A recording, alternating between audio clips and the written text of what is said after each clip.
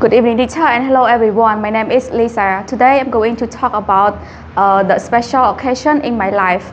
One special occasion in my life was my birthday party celebration last year.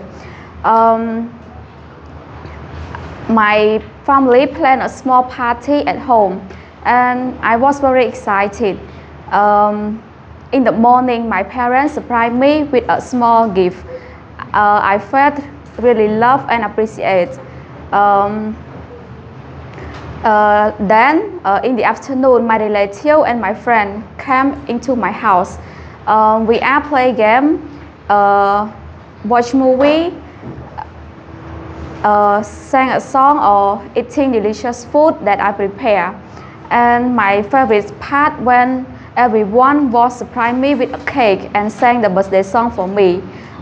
This occasion made remind me to know how important family, friends, or people around me.